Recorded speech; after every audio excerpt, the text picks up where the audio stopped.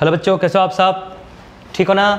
तो last video जो हमने देखा था, हमने कुछ क्वेश्चन स्टार्ट किए थे। हमने एक्सरसाइज 1.2 स्टार्ट किया था, 2 क्वेश्चन लिए थे।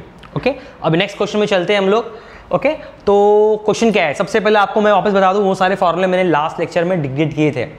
वो किस चीज़ का फॉर्मूला है? लेंथ ऑफ आर का formula, S is equal to are theta, area of sector का formula, A is equal to half R square theta, theta हमेशा किस में होना चाहिए? रेडियंस में। ओके, ये सारी चीज़ें बताई थी मैंने। तो आज उसी चीज़ को फॉलो करते हैं। तो चलते हैं आगे। क्वेश्चन क्या बोलता है? देखो, द एरिया ऑफ सर्कल। किसका एरिया? सर्कल का। याद होगा, बच्चों ने पढ़ा होगा। अपने को एरिया ऑफ क्या दिया है? सर्कल। कितना दिया है? 25 पाई। मान लो दिख नहीं रहा होगा आप लोगों को, लिख देता अच्छे से मैं 25 पाई। तो यहां लिखता हूं मैं 25 पाई कितना? Square centimetre. यह आपको एरिया दिया हुआ। ओके, नेक्स्ट क्या बोलता है? Find the length of arc. हमको लेंथ ऑफ आर्क फाइंड करना है। तो लेंथ ऑफ आर्क को हम लिखते किससे हैं? एस से। तो यहां पर हमको फाइंड क्या करना है? एस। ओके, नेक्स्ट और क्या बोलता है? सबटेंडिंग। मैंने कल बताया था सबटेंडिंग का मतलब। सबटेंडिंग मतलब क्या होता है? कोई चीज बनाना। तो जो आर्क है वो बना रहा है। सबटेंड माने बना रहा है। क्या बना रहा है? एंगल। कितने डिग्री का? 144। यानी तुमको थीटा की वैल्यू कितनी दी है? 144 डिग्री। ओके, ऑल्सो फाइंड, एक और चीज फाइंड करना है आपको। क्या फाइंड करना है? Area of sector. वो अपन बाद में फाइंड करेंगे, पहले ये देख लेते हैं।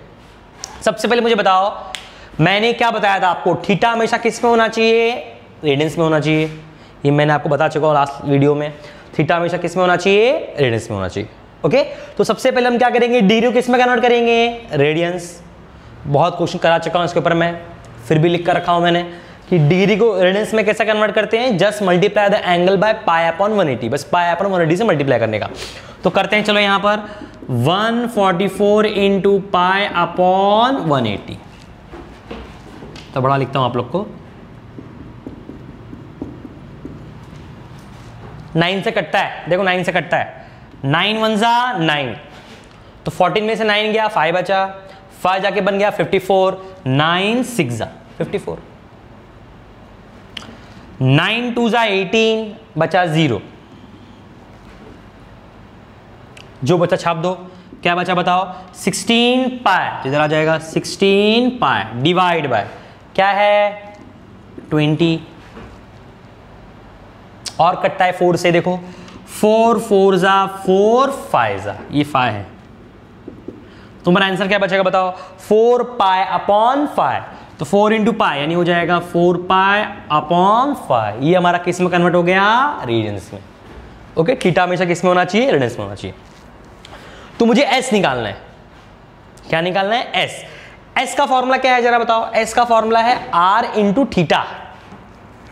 एस का फॉर्मूला देख रहे हो पहले फॉर्मूले में, आर इंटू थीटा। तो मतलब अगर एस निकालना है तो हमारे पास 2 चीजें होनी चाहिए। एक होनी चाहिए आर माने रेडियस, और एक होना चाहिए थीटा। एक रेडियस होना चाहिए और एक थीटा होना चाहिए। जिसमें थीटा है हमारे पास, देखो थीटा कन्वर्ट कर लिया अपन ने, पर रेडियस नहीं है। तो पहले हमको क्या निकालना पड़ेगा? रेडियस। उसके बाद ही वो फॉर्मूला लगेगा। तो रेडियस कैसे निकालेंगे? सिंपल है, देख लो। आपको रेडियस की जगह क्या दिया उन लोगों ने? सर्कल का एरिया दिया हुआ है। अभी आपने 9 ने पढ़ा है, 8 ने पढ़ा है, 10 में पढ़ चुके हो, तो ये आप यूज टू हो चुके हो कि अगर आपको एरिया ऑफ सर्कल का फॉर्मूला वैल्यू दिया है, मतलब आपको किसका फॉर्मूला लगाना है? एरिया ऑफ सर्कल का। अब आप लोगों को पता होना चाहिए एरिया ऑफ सर्कल का फॉर्मूला क्या होता है? Pi into r square, pi are square. ये पता होना चाहिए। तो सिंपल क्या करता हूं मैं? एरिया ऑफ सर्कल का फॉर्मूला लिखता हूं pi are square is equal to, इधर क्या बचा इधर बताओ? 25 पाई बचा। यूनिट लिखने की जरूरत नहीं। ओके, सामने सामने सेम क्या है? देखो पाई और पाई क्या हो गया? कट हो गया। तो तुम्हारा आर स्क्वायर की वैल्यू कितनी आई? 25 आई। अब अगर आर स्क्वायर की वैल्यू 25, तो आर की वैल्यू क्या हो जाएगी? 5 प्लस माइनस 5। तुमको पता होगा कभी भी स्क्वायर की वैल्यू, जैसे मैं अगर लिख दूं एक्स स्क्वायर बराबर 9, तो एक्स की वैल्यू एक +3 और एक क्या आती है? -3। यूजुअली हम स्क्वायर में 2 वैल्यू लेते हैं, एक प्लस लेते हैं और एक क्या लेते हैं? माइनस। लेकिन यहां पर हम सिर्फ प्लस ही लेंगे। माइनस तो मैंने ऐसे आपको समझाने के लिए लिखा है। प्लस ही क्यों लेंगे? क्योंकि रेडियस कभी नेगेटिव नहीं होता। कभी देखा है क्या कि इस सर्कल का रेडियस नेगेटिव है? नहीं है। तो ये सिर्फ अपन प्लस ही लेंगे। तो प्लस नहीं लिखा तो भी चलेगा। तो हमारा रेडियस कितना आया? 5। यूनिट क्या रहेगा, देखो यहाँ सेंटीमीटर दिया है ना, तो यहाँ भी आ जाएगा सेंटीमीटर। अब बोलेंगे सर वहाँ स्क्वायर भी तो दिया हुआ है, अरे स्क्वायर क्योंकि एरिया इसीलिए, रेडियस में सेंटीमीटर से आएगा। हाँ, तो स्टार्टिंग में मैंने क्या बताया आपको, लेंथ ऑफ आर्क निकालना है तो क्या क्या होना चाहिए हमारे पास, आर होना चाहिए और क्या होना चाहिए, थीटा होना चाहिए, जिसमें से थीटा हमारे पास था, कन्वर्ट कर लिया था, एक आर की जरूरत थी तो आर भी निकल गई। तो अब लगा दे फॉर्मूला, लगा दे क्या, चलो बोलो रिपीट करो एक बार, फॉर्मूला क्या है, S is equal to r into theta. R की वैल्यू क्या है, देखो इधर फाई दी हुई है, फाई इंटू थीटा की वैल्यू क्या दी हुई है, देख लो इधर पे लिखा हुआ है 4 पाई अपॉन फाई। फाई और फाई क्या हो गया, कट, तो तुम्हारा वैल्यू बचा 4 पाई। एस माने लेंथ, देखो लेंथ, और लेंथ माने क्या बोला है, क्या बताया था लास्ट वीडियो में मैंने, लेंथ किसमें मेजर करते हैं, इंच, सेंटीमीटर, मीटर, फुट। तो मैंने क्या बोला, जो इधर दिया है वही लेने का, इधर पे क्या दिया है, सेंटीमीटर दिया है, तो यहां भी क्या आएगा, सेंटीमीटर। ओके, और लास्ट वीडियो में एक्चुअली बताया था मैंने कि आप पाई के वैल्यू पुट भी कर सकते हो, नहीं पुट कर तो भी चलेगा, कोई मार्क्स नहीं कटता। अंडरस्टूड। नेक्स्ट आ जाओ, अब क्या निकालना है हमको, also find the area of sector. तो वहां आपको दिया एरिया ऑफ सेक्टर, कल की वीडियो में शायद मैंने सेक्टर नहीं निकाला था, एरिया सिर्फ लेंथ ऑफ आर्क निकाल के दिया था। आज एरिया ऑफ सेक्टर निकालेंगे। एरिया ऑफ सेक्टर मैंने बताया है क्या होता है, ये हमारी क्या होती है, सर्कल होती है, दो रेडियस होता है, दोनों के बीच में जो जगह होती है उसको हम लोग क्या बोलते हैं, सेक्टर। ओके, तो हम लोग स्टार्ट करते हैं। फॉर वैल्यू क्या है, एरिया ऑफ सेक्टर, क्या है फॉर्मूला बताओ, हाफ आर स्क्वायर थीटा,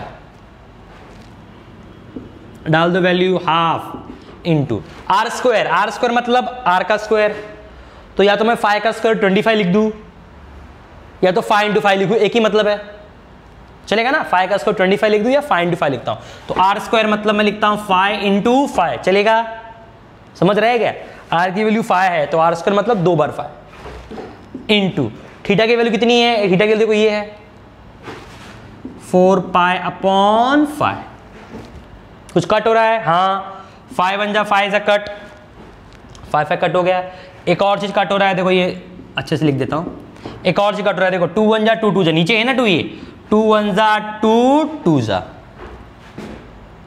अब देख लो फाइनली क्या बच रहा है, पहले ऊपर वाले को मल्टीप्लाई कर लो, 1 इंटू 5 5, फिर यहां डायरेक्ट 5 2 जा 10, पीछे क्या है पाई, 1 इंटू 5 5 5 2 जा 10 10 पाई, नीचे कुछ है क्या, नीचे कट चुका है, तो ये तुम्हारा एरिया ऑफ क्या है, सेक्टर।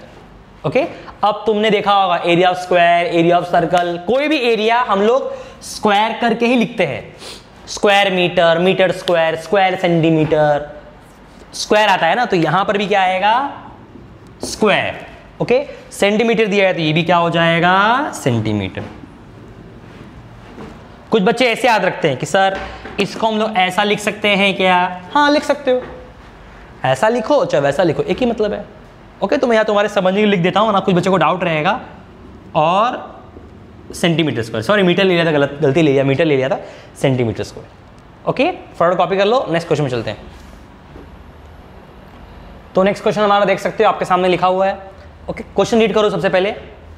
अब पेंडुलम, अब पेंडुलम क्या होता है, मोस्टली बच्चों को पता होगा, तो कुछ बच्चों को पता नहीं होगा। घड़ी की आपने वो देखा, पेंडुलम वाली घड़ी आती है, ऐसे घूमती है, जैसे कि देखो ये पेंडुलम समझो, पेंडुलम ऐसे ऐसे घूम रहा है, देखो ऐसे घूमता है ना, घड़ी में ऐसे घूमता है, टिक टिक टिक टिक, घूमता है कि नहीं घूमता है, तो इस चीज़ को हम पेंडुलम बोलते हैं। ओके, तो हमेशा घड़ी वाले को नहीं, हम इसको, ये जो घूम रहा है ना, इसको भी पेंडुलम बोल सकते हैं हम लोग। जैसे कि हमने बचपन में बहुत बार देखो, हम लोग एक कोई चीज़ बांधते हैं रस्सी में, ऐसे घुमाते हैं, ऐसे घुमाते कि नहीं घुमाते, तो वो एक तरह का क्या हो गया, पेंडुलम ही हो गया, ऐसे से घूमता है। ओके, फिर देखो हम लोग कभी सी बोलते हैं ना, झूला रहता है, देखो हम घूमते हैं ऐसे ऐसे ऐसे, आगे पीछे होते ही नहीं झूले पे, तो वो भी क्या है, पेंडुलम ही है। इस सिस्टम को हम क्या बोलते हैं, पेंडुलम बोलते हैं। ओके, ऐसे ऐसे ऐसे घूम रहा है। ओके, तो सबसे पहले क्वेश्चन में क्या बोल रहा है, एक पेंडुलम है जिसकी लेंथ कितनी दी है, 14 सेंटीमीटर। तो विद डायग्रामेटिकली आपको समझाता हूं मैं, इजी रहेगा। समझो ये पेंडुलम है, मैं नीचे थोड़ा बनाता हूं, ये पेंडुलम है जिसकी लंबाई कितनी दी है, 14 सेंटीमीटर। तो यहां पर इसकी लंबाई कितनी है, 14 सेंटीमीटर। अब ये घूम रहा है, मतलब यहां आएगा, वहां जाएगा, यहां आएगा, वहां जाएगा। तो मान लो ये थोड़ा इधर आ गया घूम घूम के, और उधर चला गया घूम घूम के।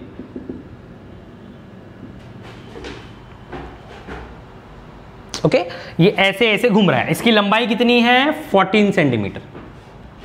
ओके, यहां से वो बंधा हुआ है। अंडरस्टूड? तो क्वेश्चन क्या बोलता है, ऑसिलेट। ऑसिलेट का मतलब क्या होता है, ये एक साइंस का वर्ड है। ऑसिलेट माने क्या होना, ऐसे ऐसे ऐसे ऐसे लगातार घूमते रहना एक ही जगह पे, उसको बोलते हैं ऑसिलेट। या आप 11th में भी जा रहे हो, अभी आप सीखोगे आगे जाके, साइंस में फिजिक्स का वर्ड है ये। ऐसे ऐसे एक ही जगह बार बार ऐसे ऐसे घूमना, इसको बोलते हैं हम लोग ऑसिलेट करना। ओके, तो ऑसिलेट हो रहा है थ्रू एन एंगल, मतलब वो एंगल बना रहा है। ये ऑसिलेट करने की वजह से एंगल बनेगा। कहां बनेगा एंगल, सेंटर पे, ये आपको पता होना चाहिए। अब ये ऐसे ऐसे घूम रहा है तो एंगल तो यहां बन रहा है ना, ऐसे ऐसे ऐसे ऐसे एंगल बन रहा है ना यहाँ बीच में। कितना डिग्री बन रहा है, 18 डिग्री, तो यहां पर आ जाएगा 18 डिग्री। ओके, फिर बोलता है find the length of its path, PATH, path. अब पाथ का मतलब क्या होता है, रास्ता।